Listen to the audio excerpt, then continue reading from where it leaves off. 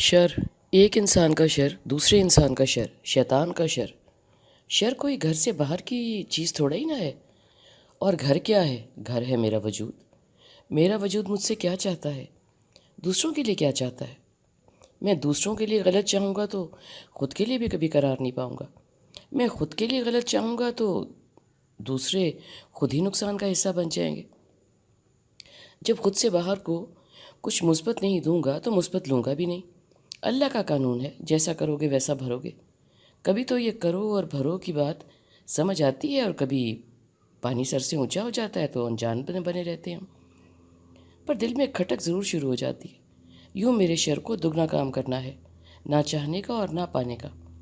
خود کا ہبلاسہ الگ ہے کہ سب مجھے ہی مل جائے، بعد میں دیکھی جائے گی۔ خیر پر دھیان نہ دینا، اس کے بارے میں نہ سوچنا بھی شر کو تقویت دینے کا سبب بنتا ہے۔ نظر پتھر کو بھی چیر دیتی ہے۔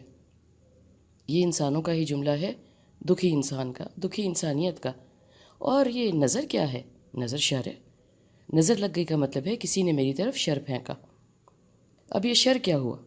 یہ شر ہے حسد، جلن، کسی کی ترقی اور خوشحالی سے پریشانی اور ناراضی، بے اطمینانی خود سے۔ اس کے برعکس آپ کے آنے سے ویران دل آباد ہو گیا، مسکراہٹیں پھیل گئیں۔ یہ کیا ہے؟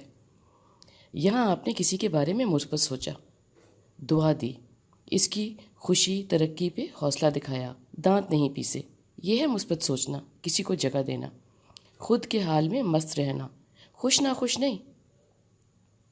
آپ کی مثبت یا منفی سوچوں کا کوئی اور ذمہ دار نہیں ہے۔ آپ اس کو بری نظر سے دیکھ دیکھ کے جلیں اور بددعائیں دیں۔ کسی کی ترقی میں آپ کا کوئی رول نہیں ہے، سو اس کی طرف نہ دیکھیں اور برباد کریں، اس کو بھی خود کو بھی۔ خیر کی سیڑھی پہ قدم جما کے اگر شر کے باب کو کھول کے سوچو تو معلوم پڑے گا کہ شر کیا ہے اور وہ میرے لیے کتنا بگاڑ ہے۔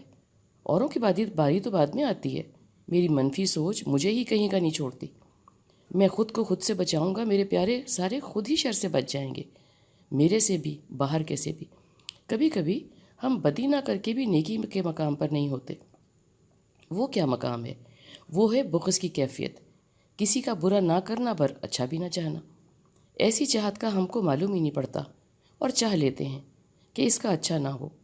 میں اگر کسی کو گالی نہیں بک رہا مگر میرے دماغ میں کوئی مثبت لہریں بھی نہیں بن رہی، ان لہروں کا بھی جواب دینا پڑے گا۔ میرے منہ سے اگر کوئی خیر کے کلمات نہیں اتر رہے اور میں چپ ہوں، خود میں مگن، چپ چاپ تماشائی، شاید یہ شر تو نہیں ہے، مگر شو بھی شر نہ ہو اور خیر پھیلانے کا سبب نہ ہو تو وہ کیا ہے؟ بیکار، ناکارہ، بے سود۔ اس چپ کا بھی جواب دینا پڑے گا، حساب ہوگا۔ میری ہر طاقت جس کا مجھے معلوم ہے اور جو میں نے معلوم نہیں کی کہ کسی کا بھلا ہو جاتا، اور اگر بھلا نہ بھی ہوتا تو شر نہ پھیلتا، اس کا جواب مانگا جائے گا۔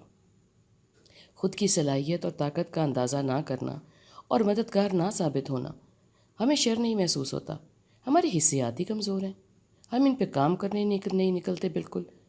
نالائق لوگ منفی رجحانات پہ کام کر کر کے پنپنے لگتے ہیں، اس میں ہمارا بھی حصہ ہے، دل و دماغ کی آنکھ نہ کھولنے کا۔ یہ بھی شر ہے۔ میرا نہ جاگنا، نہ آواز اٹھانا، ڈرے دبکے رہنا، سب شر کی شروعات ہیں اور شر ہے۔